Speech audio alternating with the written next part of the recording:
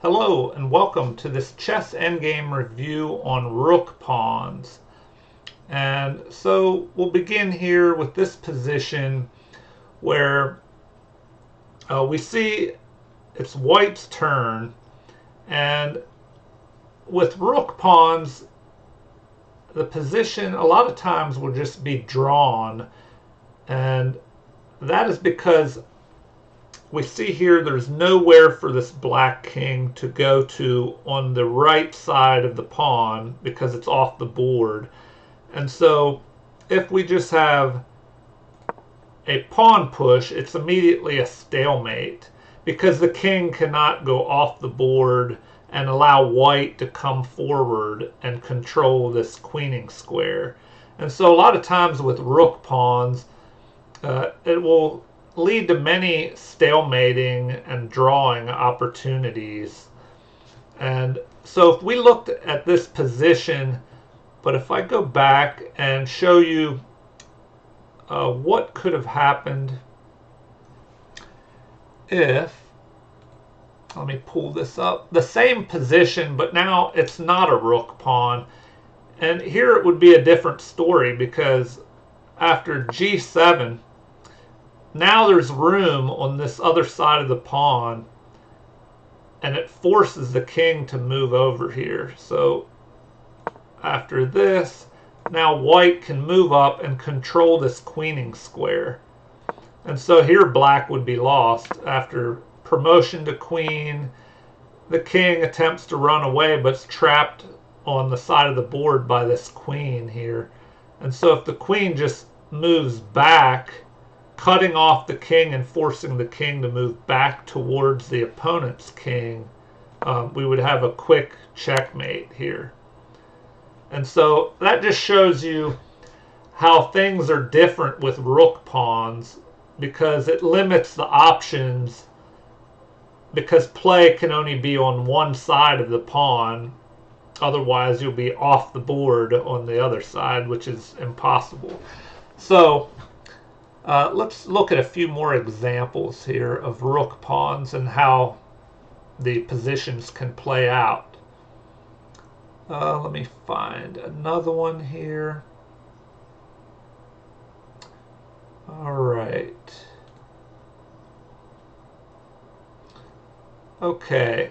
So in this position, white would like to move his rook pawn up here and promote.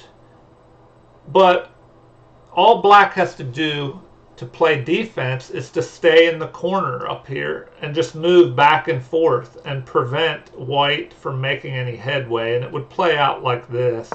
So if the king moves to the side to allow his pawn to push forward, black can just move over, and as the pawn presses forward, black just stays in that corner and moves back and forth.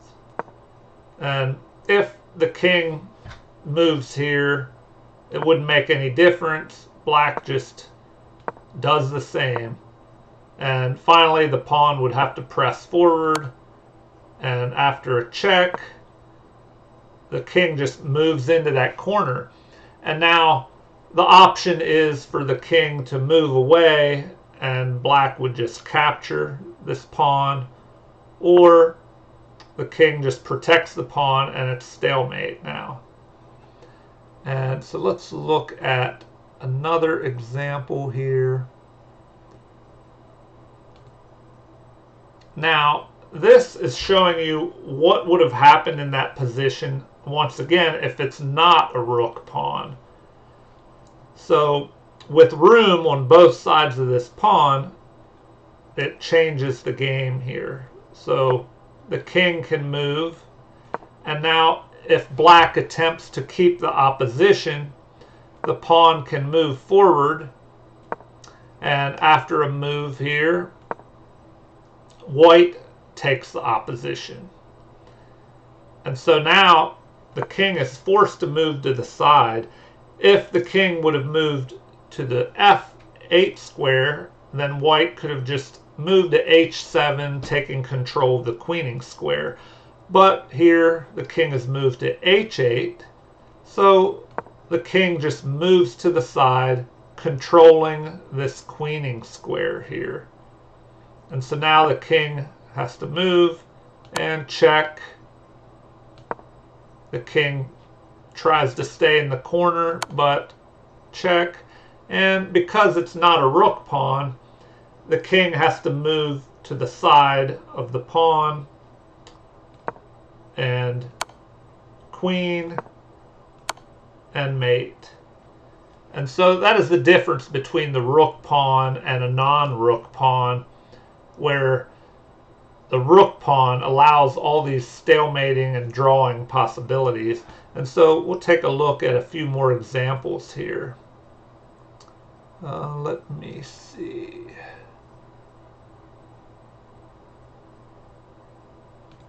All right. So here's an example that shows how white, it doesn't matter that he has 3 pawns here. They are all rook pawns. And so black just does the same thing. Just stays in the corner. No matter what white does, he just moves back and forth. And finally a pawn checks the king, but he moves back into the corner. And now there's a stalemate threatened here. So if a pawn is pushed, then it would be stalemate. And so if the king moves, black can just capture this pawn. And if the king moves back here to protect these pawns, as otherwise, if the king moved here, the black king could have just attacked the pawns and captured them. So here the king just stays in the corner, and as the pawns march up, the king just stays in that corner, and there's no way for white to win here.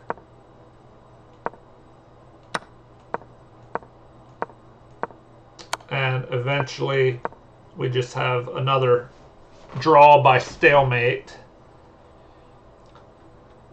All right, we'll take a look at another example here. And here we have a different example where if we see in this position with white to move, white is controlling all these squares all the way up to the queening square, and there's nothing that can be done. So that pawn will just press forward until it's promoted. And so here there is no way for black to win. But if we look at that position,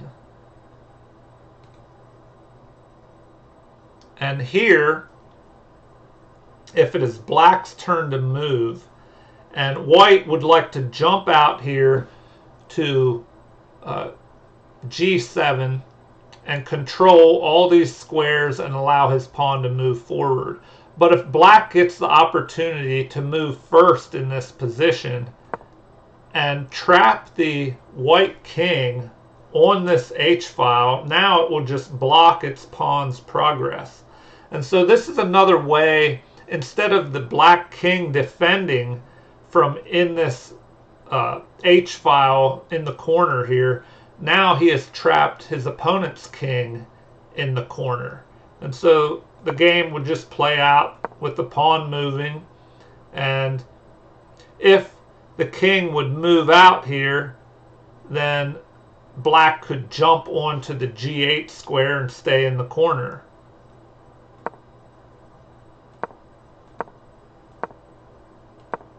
And so here white just runs out of moves,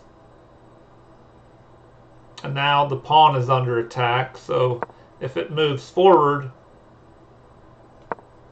then we have stalemate in this position. So that is another interesting example where the weaker side was able to stalemate the stronger side and trap the king on this H-file in front of his pawn, and the pawn was not able to promote. And so the result is a draw here. And let's look at another example. And here, this is an example of a rook pawn being all the way across the board. And white's king is not able to assist. And I did a previous video on the square of the pawn, and that's what you would use to determine if you would be able to stop this rook pawn that's all the way on the other side of the board. So to find the square of a pawn, you just go from the pawn and make a diagonal all the way up to the edge of the board, up here to G8, and then you make a square from G8 to the rank that the pawn is on G2 here, over to the pawn and up to A8. So A8, A2, G2, G8. And as long as the king is in that square, he'll be able to stop this pawn. But one thing to remember is if a pawn is on its original square, then it can move 2 squares in one move, and so we would have this move. Now the square of the pawn is much smaller, making the diagonal up to the E8 square and then down to the rank that the pawn's on. We have this smaller square, so from A4 to A8 to E8 to E4, but with black's turn, he is able to jump into that square.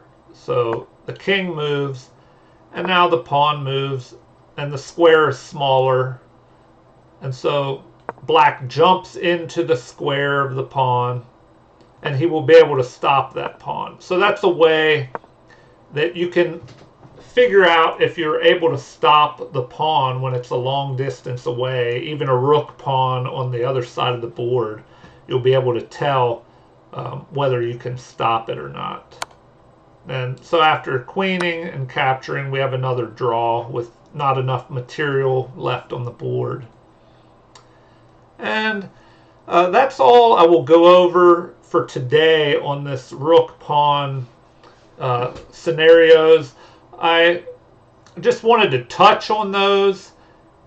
Please feel free to leave comments if you would like to see more in-depth videos on rook pawns or any other endgames.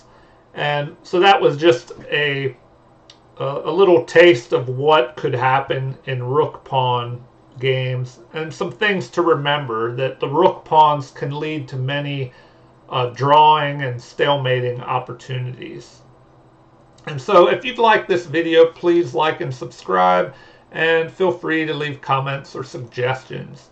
Thank you, and have a great day, everyone.